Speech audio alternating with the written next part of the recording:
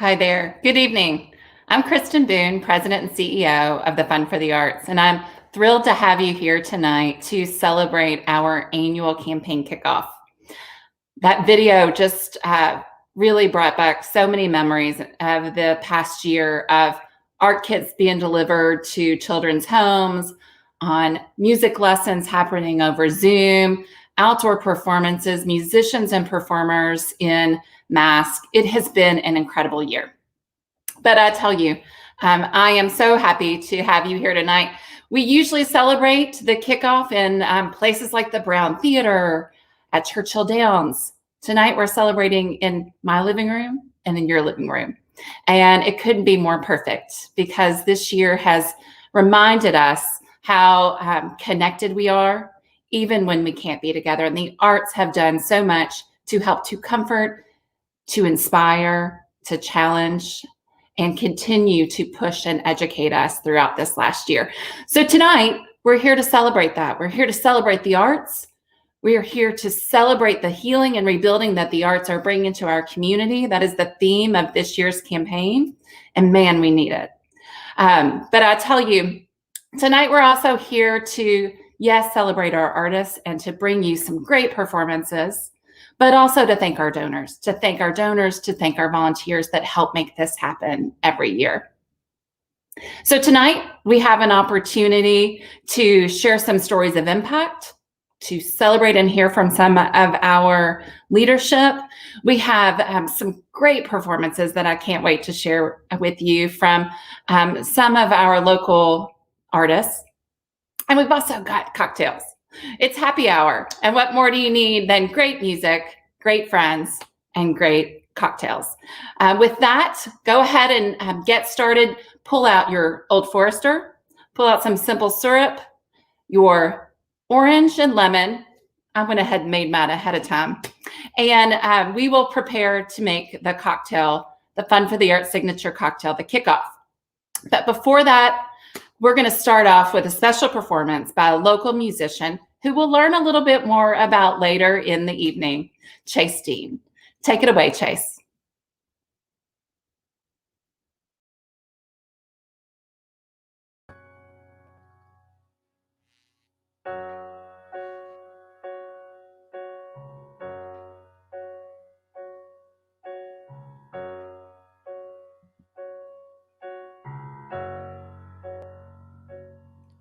When I was just a kid, everything I did was to be like him. Under my skin, my father always thought if I were strong and fought, not like some albatross, I'd begin to fit in.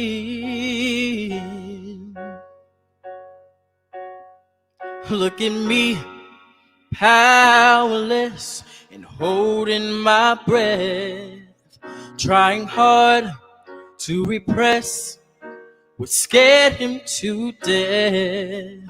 It was never easy to be his type of man, to breathe freely was not in his plan.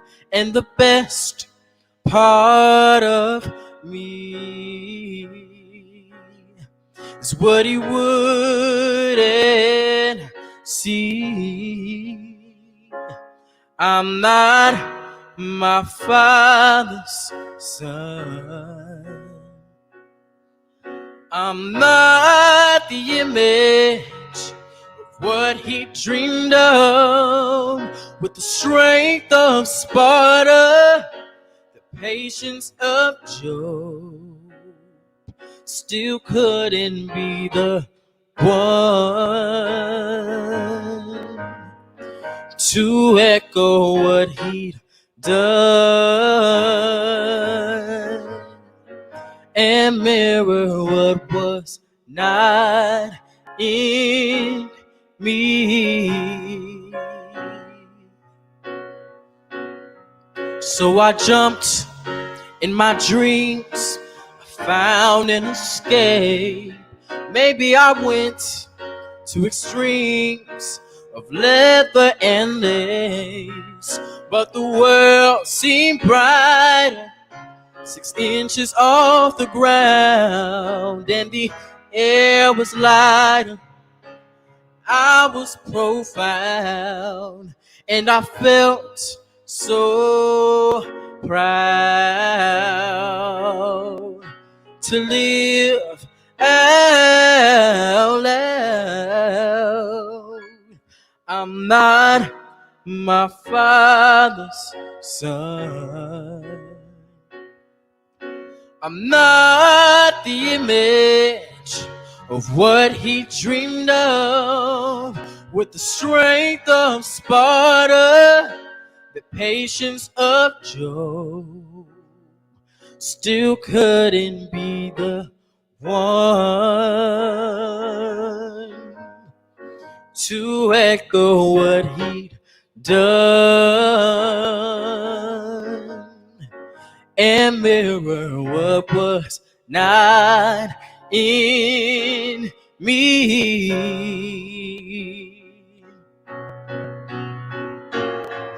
The endless torrent of expectation swirling inside my mind wore me down. I came to a realization, and I finally turned it around to see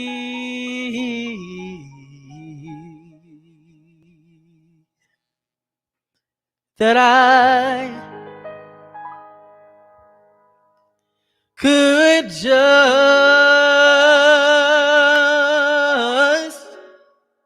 be me.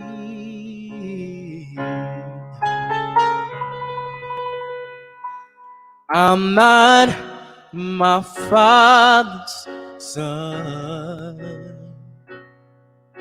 I'm not the image of what he dreamed of. With the strength of Sparta, the patience of Job, still couldn't be the one to echo what he'd done and mirror what was not in me.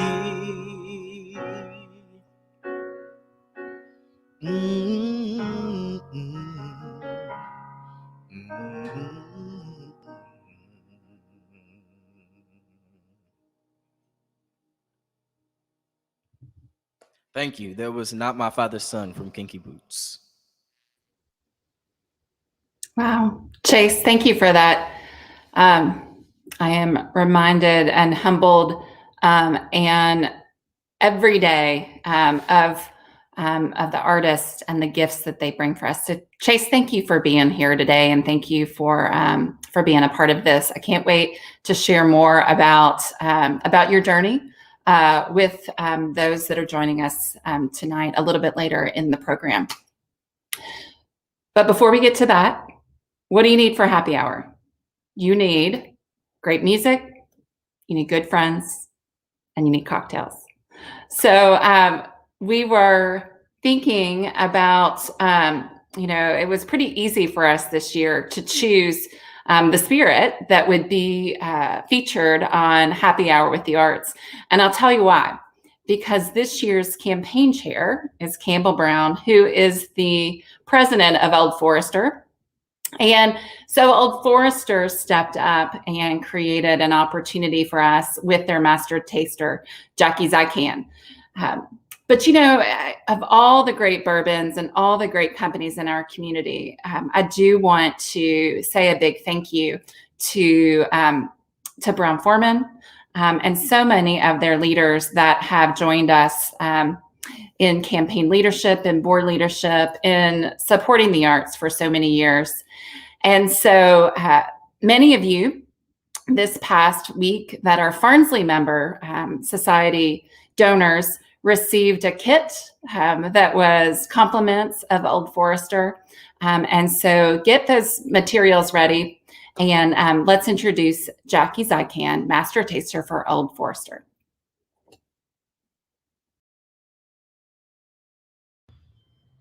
Hi there, I'm Jackie Zykan, Master Taster for Old Forester. And on behalf of the entire Old Forester brand, thank you so much for your support of not only Old Forester, but also the Fund for the Arts.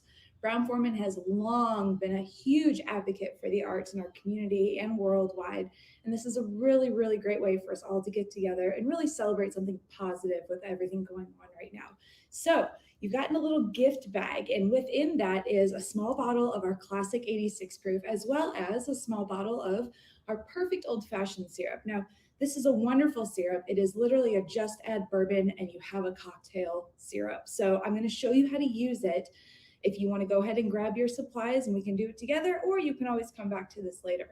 So we're going to start with your small bottle of Old Forester. That's about 1 and give or take 3/4 of an ounce.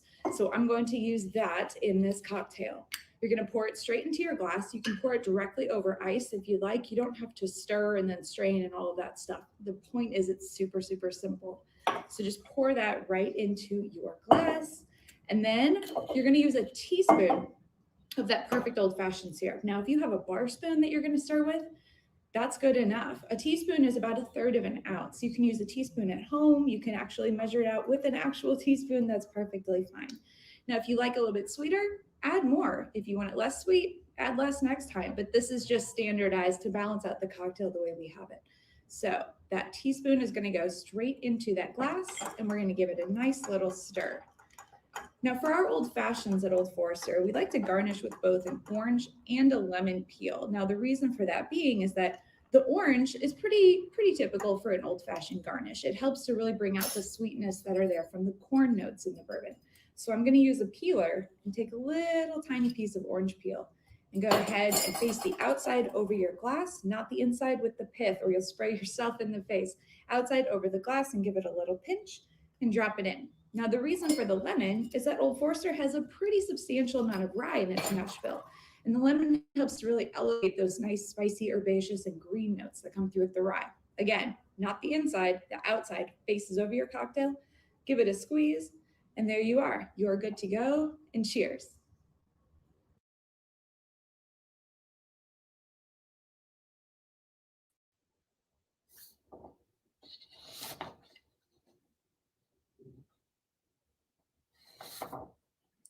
Thank you, Jackie. I'm going to pass it to JP Davis to introduce Amped and Dave Christopher. Hello. So great to be here. Thank you, Old Forester. Thank you, Jackie. Anybody that knows me knows that my drink is Old Forester, so that was a lot of fun to watch. And I'm so happy that Old Forester is joining us tonight. If you made a drink tonight, please share it with us and tag Fun for the Arts at Fun for the Arts. Who knows, maybe we'll repost your post but we want to track what you're up to. So please tag us at Fun for the Arts. And if you don't know this space, this is JP Davis. I'm the senior fundraising consultant. So happy to be here. This year we've all become accustomed to turn on your mute, turn off your mute, or are those your kids in the background? Oh, they're so cute. Or is that your dog barking?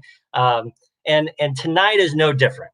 Tonight is a very special background because tonight, most of what's happening, most of the performances and all the production is happening at AMPed in Louisville's Shively neighborhood. AMP stands for the Academy for Music Production, Education, and Development. And they work hard to educate and promote youth empowerment and educational programming to not only youth, but also their families. Through the pandemic, AMP has worked really hard. They haven't stopped. In fact, they've been providing art supplies and music education in their students' homes. They're an incredible organization. The Fun for the Arts, we have partnered with them many times. Dave Christopher, I swear, has a clone. He's everywhere, and he has a heart the size of Texas. We're lucky to have him in this community. I want to say thank you to Vashti Proctor, Kim Williams, and obviously Dave Christopher. And with that, I get to introduce Dave Christopher. Hey. Hey. What's up, man? I'm here. I'm enjoying this. Man, this is, you're my favorite hero. I mean, takes one to know one. Yeah, so I guess this is where I tell you guys about AMP. I'm going to just go ahead and take this off because I'm actually by myself right now. So AMP, the Academy of Music Production, Education, and Development, youth music program that provides everything that a kid could need to realize their dreams as relates to music. And I'm gonna be really quick. I just want to say how much we appreciate the Fun for the Arts and all you guys have done. You guys have been great supporters, believing in us when a lot of folks didn't at the time when we were just getting started, just really trying to figure it out. And what I like to say about the program, in addition to how much I just love Kristen Boone and all the work that she's done, is that it's not just about the financial funding that we get from you guys in terms of for the Sustained Impact Grant, but all of the wraparound services, all the things that education with the DeVos Arts Institute of Arts Management, and all those trainings and things that we need to be foundationally strong. And I think I can easily say that a lot of the success that we've had in our program is because of the Fun for the Arts providing those things we needed to not just survive, but to thrive. So we've been able to grow with partners like the Fun for the Arts. And I just encourage other folks that's out there that are trying to support arts programs, make sure that you're giving them the things they need to be successful. Fun for the Arts is that model in the community. Kristen, when she first came into her position, made some really bold moves that brought a lot of us into the fold, and we appreciate that. So I'm going to stop there, JP, because as Kristen, I'm sure knows, I can go. Hey, you're preaching the choir here. We're all in this together. We're all groupies here. No, it's incredible how our whole community has come together the last 5 or 6 years, and it takes strong leadership. So I echo that wholeheartedly. Yep. Well, thank you so much for everything you're doing tonight. Gosh, the talent that you have over there is incredible, and they're being showcased tonight. So thank you. Thanks, JP. They're amazing. Thanks. See you soon. All right. Thanks, man. Well, I think now it's still on me here. So I have the privilege and honor, I think, of now introducing someone very special. Kristen mentioned earlier, obviously, Old Forester, Campbell Brown. Known Campbell a long time. He's a great man, great family name, well-known community leader, good corporate citizen. And most recently, he was named chairman of the Brown-Forman Corporation. And we're so lucky. What an honor it is to be speaking with. Here he comes. He's like, Campbell. Campbell's like, JP, I'm ready. Yeah, so with that, our 2021 campaign chair and Fun for the Arts board member, Campbell Brown. What an honor it is to be speaking with all of you today and to serve as the campaign chair for the Fun for the Arts 2021 annual campaign. What are we campaigning for in 2021? To lift up our community during times of celebration and times of challenges, to educate and inspire our children, and to help all of us heal and rebuild. Healing and rebuilding is the theme for the Fun for the Arts 2021 campaign. And as we begin to rebuild our economy, outdoor public performances are being planned by our arts organizations for the spring. bringing people back downtown and into restaurants, parks, and neighborhoods. Arts and culture are critical to rebuilding our economy. Bringing people back downtown and revitalizing our restaurant and tourism economy. I think it's fair to say that we are all anxious to attend live theater, live music events, really anything that allows us to come together and enjoy the wonderful arts and artists that breathe life into our community. In the meantime, organizations like Kentucky Shakespeare, the Louisville Orchestra, and Looking for Lilith Theater Company are providing great, safe opportunities to experience the arts through parking lot performances and living room concerts. Organizations like AMPed, who have helped us to coordinate this event today, are continuing to provide virtual and social distanced education opportunities for children throughout Greater Louisville and beyond. While the arts are helping us to rebuild our economy, they are also critical in healing our community. This summer's racial reckoning was a wake-up call to all of us that we have not done enough to achieve racial equity and social justice. Often, it is the artist community that lead the way in challenging our efforts to learn, understand, and engage in the critical discussions that challenge us to do more and to be better. Artists like Hannah Drake, who uses her words to wake us up and inspire us to take action. Organizations like Actors Theater of Louisville have created groundbreaking new content to enable us to have courageous conversations, to see our role in dismantling the systems that have held us back. I am proud that our organizations and leaders are addressing these inequities in our boards, our policies, our programming, and our investments. I'm grateful to all of you that give so generously to support the power of the arts. I am asking you to do so again this year and to increase your gift if you are able to do so. This is going to be an incredibly challenging year, and we need you to heal and rebuild this community stronger than ever before. Thank you.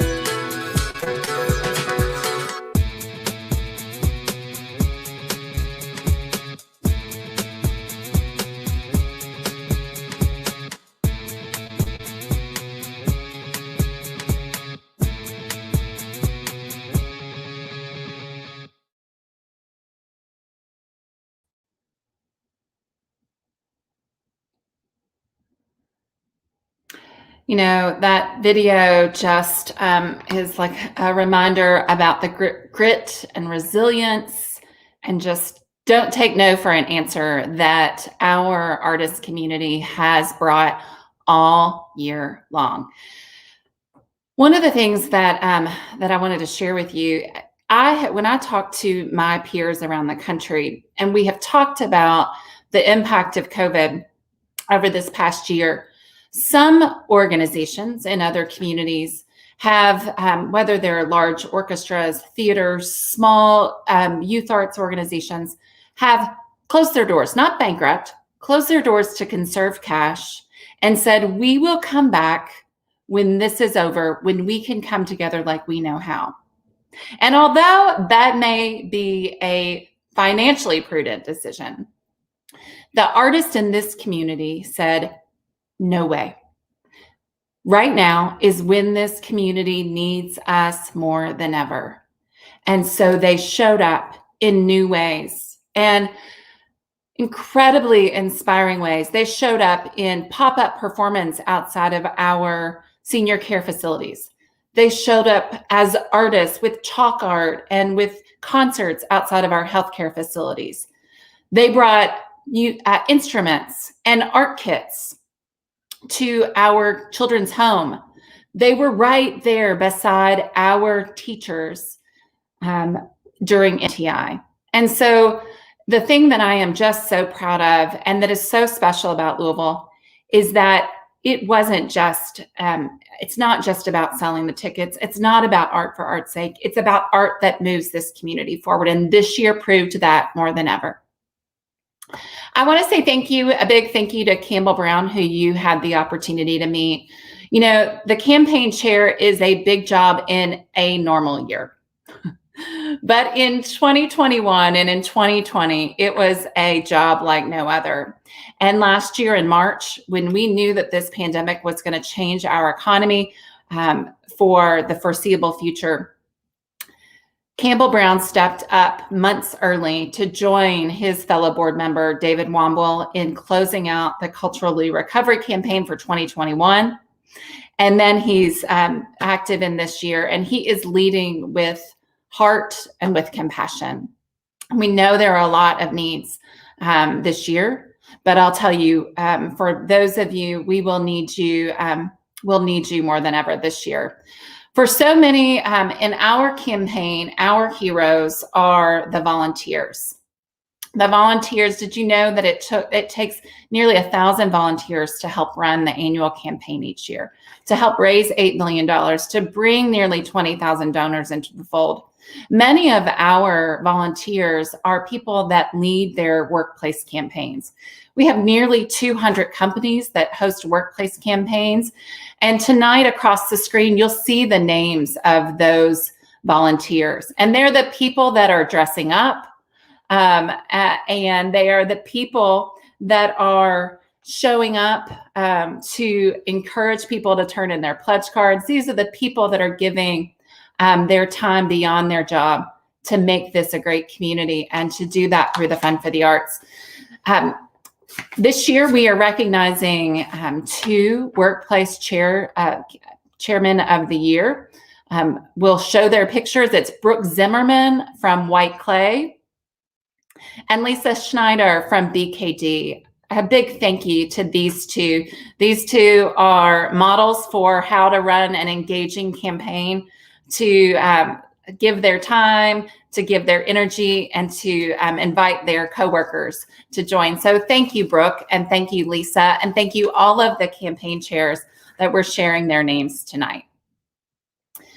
You know, I get the honor of introducing our next performer for you. And Campbell spoke a little bit about the racial reckoning that our community has been working to address this last year. It is something that at the Fund for the Arts, we have a commitment and have had a commitment to diversity, equity, inclusion, but this past year has really made us say, are we doing enough? And a couple of the things that we have done differently this year are things like Black artist grants, Black restaurant grants, opportunities to invest more heavily in racial equity. So an intentional effort beyond simply the opportunity to support aid access, but to be able to invest more heavily in those that have been underfunded. There's an opportunity right now. It's called Arts Match. For any of our artists can go to the Fund for the Arts website and make a proposal for a project to address racial equity. The Fund for the Arts, with the help of LG&E, our friends at LG&E, are going to be providing a dollar-for-dollar match to help those new projects. Our own board is going through DE&I training, as well as the Fund for the Arts is providing training for those all of our arts boards to really make sure that we are asking the tough questions and that we are showing up the way this community needs us. When we were thinking about how does the Fund for the Arts show up and what are the ways that we can be a part of healing and rebuilding and advancing towards greater racial equity in this community, there are two people that I called. The people that I called are two people that you may know, but they are women that have taught me so much through the years and continue to teach me and challenge me and help this community in so many ways. We have asked these two women to co-chair the Arts and Race Equity Task Force. One is the unstoppable Victoria Russell, who is now the Chief of Diversity and Inclusion at Beam Suntory, but she is also the incoming board chair at the Fund for the Arts. And I cannot wait to see the legacy that she brings through that role. The other is the incomparable Hannah Drake. And I am so grateful to call Hannah a teacher to me and a friend. I'm going to read her bio to you because it's important for you to hear. Hannah is a blogger, an activist, a public speaker, a poet, and an author of 11 books. Her message is always thought-provoking and at times challenging. She writes powerful and transformative commentary on politics, feminism, and race.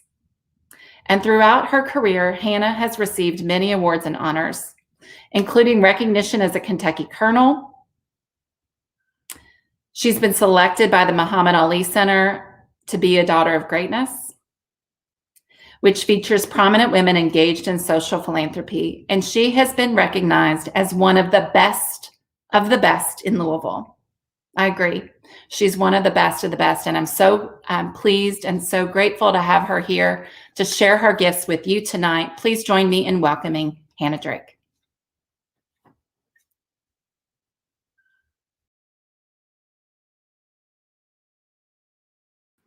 Thank you so much, Kristen, and thank you, Funds for the Arts, for allowing me to be here. I had something in mind to read, and then as you were talking, I thought that I am going to read Spaces, because I think when we talk about rebuilding and envisioning what Louisville can be, certainly the arts speak to this, and this poem speaks to a Louisville that I believe that we can redesign, where everybody will feel as if they are included. So this poem is called Spaces. It is difficult to stand in spaces that weren't designed for me, spaces that were not created for people that look like me, spaces that scream, "You do not belong here," spaces that feel like sandpaper against my blackness, coarse and rough and painful and uneasy. Spaces that are void of signs, but still I can see them hanging in a not so distant memory. Signs that separated water fountains and restaurants, blatantly reminding people that these spaces were not made for them. And although the signs no longer remain, the architecture and atmosphere is constructed in such a way that I know and we know that these are not our spaces. We are simply standing in borrowed time to entertain the master's masses. It is difficult to stand in these spaces and be me, fully me. Code switching my vernacular to make you feel comfortable. Why must my life dress itself up in discomfort for you to feel at ease? Why must my hair look a certain way in these spaces? Why is my gender an issue in these spaces? Why does my skin feel so heavy in these spaces? You see, these are spaces I no longer want to reside in. I do not enjoy being in these spaces. I no longer want to subject myself to these spaces, but then I am reminded. As I stand in these spaces and I see the faces of these two little Black girls watching me perform in awe, because I'm a woman with kinky hair like them and skin that looks like theirs and lips that look like theirs, standing in these spaces. Spaces that have been designed in ways that have spoken to them at an early age, reminding them, baby, some spaces just ain't for your kind. You see, that is why I'm in these spaces, being a shout in these spaces. It is for every Black person that has ever entered a room and wondered, would anyone look like them in these spaces? It is for every LGBTQ person that has wondered, could they safely be themselves in these spaces? It is for every woman that has stood at the head of a boardroom table wondering, would she be considered equal in these spaces? It is for every Muslim woman that has wondered, could she wear her hijab in these spaces? You see, I remember those that stood in spaces not made for them, that marched on roads not paved for them, that sat down on seats in buses not earmarked for them, that sat down at counters and endured the humiliation of sitting in spaces so that one day I too could stand in these spaces. You see, that is why I'm in these spaces. It is for everyone that came before me, that sipped water at the colored only fountain, that marched into integrated schools and knew they would be just one of 9. It is for every Black performer that stood on stages so that one day little Black kids could know that they too could stand on stages. It is for my mother, that stood in the space of a cotton field picking cotton for 80 cents a day. It is for everyone that will come after me, for them to know that they have a right to be in these spaces, to have a seat at the table, in these spaces, to have a voice, in these spaces, to have influence, in these spaces. You see, that is why I stand in these spaces, even when it makes me uncomfortable. And so now some of you sit looking at me, and now you feel uncomfortable. But today you have heard me. You cannot unsee me. In this space, I belong. In this space, we are here, and we belong here in this space. Thank you.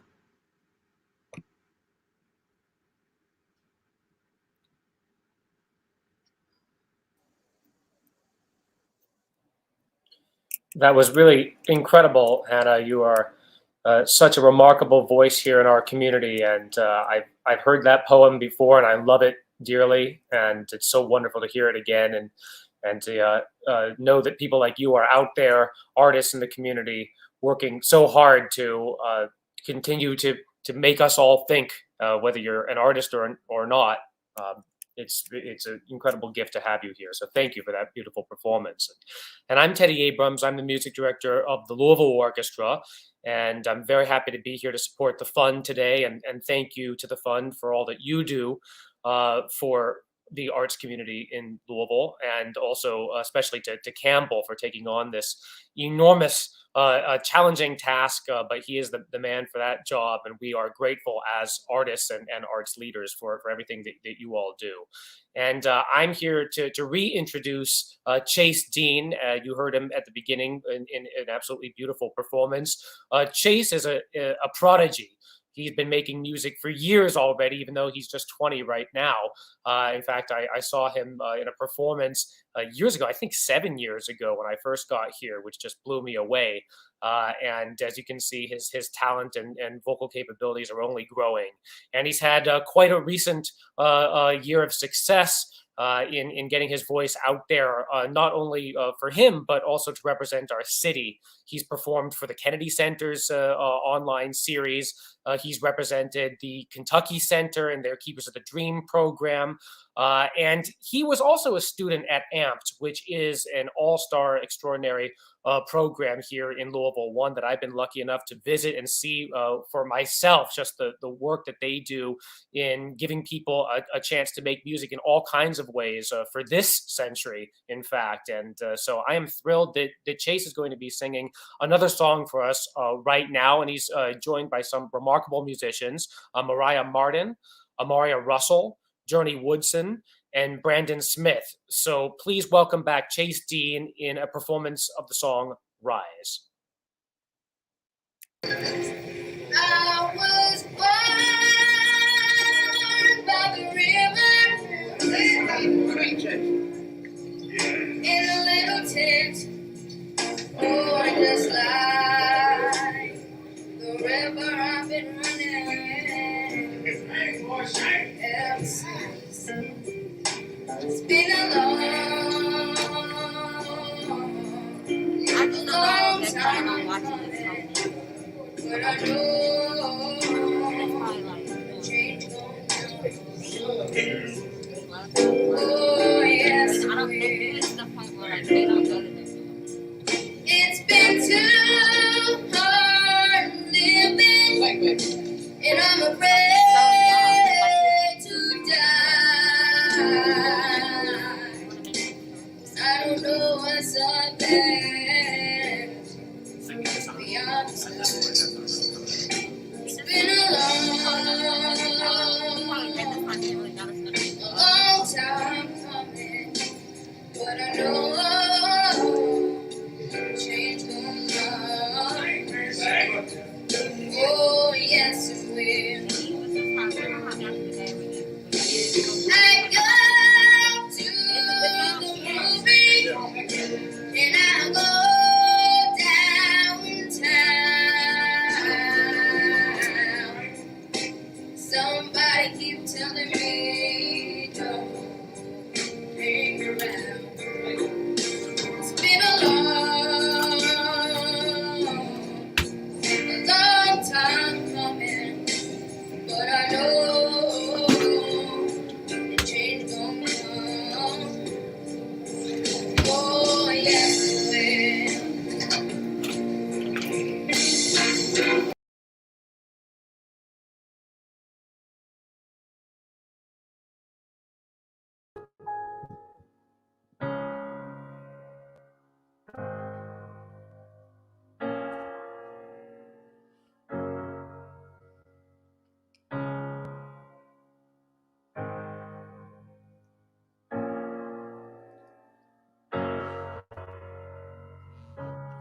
You're broken down and tired,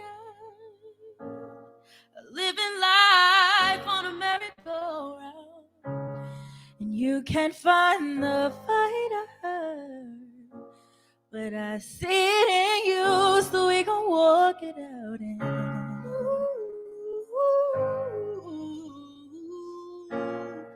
mountains, we gon' walk it out.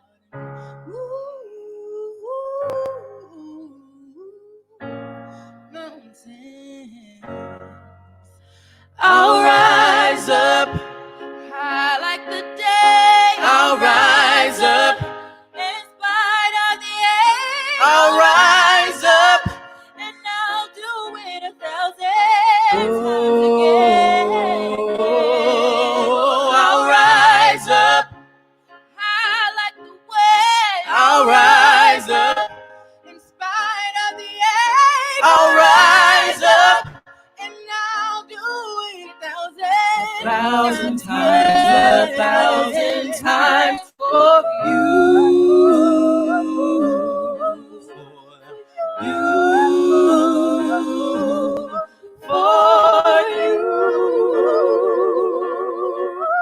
For you.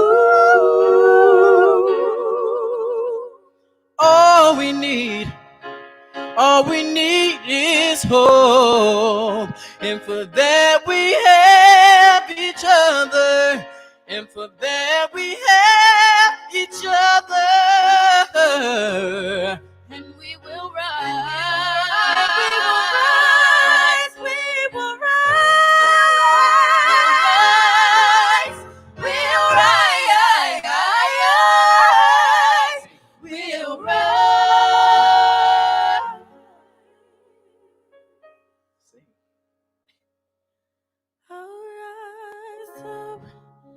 I'll rise like the day. I'll rise up in spite of the age.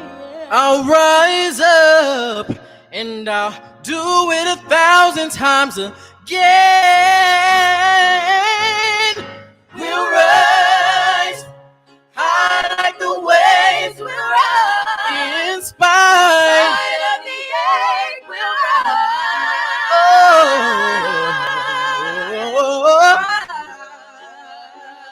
We'll rise.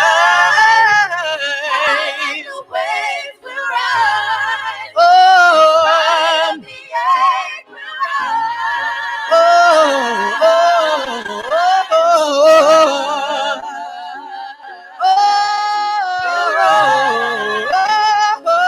Like the waves will rise. In spite of the age will rise.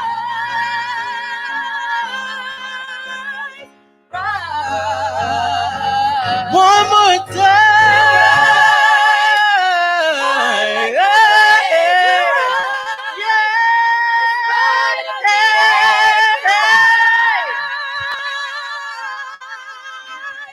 Rise.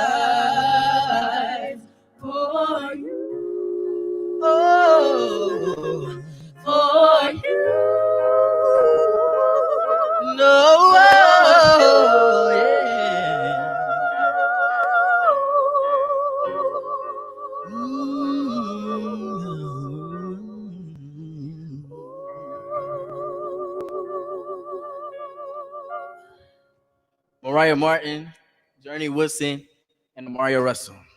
Thank you. Brandon Smith. Thank you, Chase, Mariah, and Journey. That was beautiful in every respect. I enjoyed that thoroughly. And I just want to say thank you to everybody for tuning in, and everything that the support that you all support you all on a personal note more than ever. The Fund for the Arts family and the arts and cultural sector mean everything to me. And to all the donors out there, just keep supporting these kids. It's the future. It's all that really matters. So thank you so much. And with that, Kristen. That was just gorgeous. And thank you for that. That song is exactly what we need to hear right now whenever we're thinking about how we continue to move forward to heal and rebuild this community. I want to also say a big thank you to JP Davis for helping to co-host tonight. Some of you all may know that JP is beginning to split his time and talents, and I want to publicly say a huge thank you to JP for all he has done for the Fund for the Arts and for our entire community over the past 6 years. We are grateful that he is still with us to work with us over the next 6 months, but also excited about the great work he's going to do in so many ways and has done for so many. My job is a couple of things. I wanted to say thank you, a big thank you to Chase, to Hannah, to Teddy, to Amped, the team at Amped, to Heather and Molly who brought this together. You know, there's nothing more than I want to be able to be with you all to celebrate in person. And I know that we all can't wait to do that, to be in concerts together, to be in Whitney Hall, to be at Paristown, to do these things together. The arts are going to be what it brings us back together. And I cannot wait to see the explosion of creativity that happens. But I also know that your artists and community will not sit back and will not wait until then. They will continue to bring you great content day after day. So I want to ask you to consider making a gift. Make a gift tonight. If you have already made your gift for the 2021 campaign, make another gift. A gift of $5 or $500 helps our artists and organizations to move this community forward. And do me a favor, share this video, share it with others, tell the stories of impact. You know, Chase Dean, we showed the video of him as a young boy of 11 when he was doing a performance with us at a workplace campaign for Shark. And you see where he was then, that incredible voice, and where it is now. There are so many children like that we can't wait to be able to give opportunities to. We appreciate you. We appreciate every dollar. We appreciate every donor. We appreciate the opportunity that you gave us tonight. Until we can be together again, thank you and good night. Bye.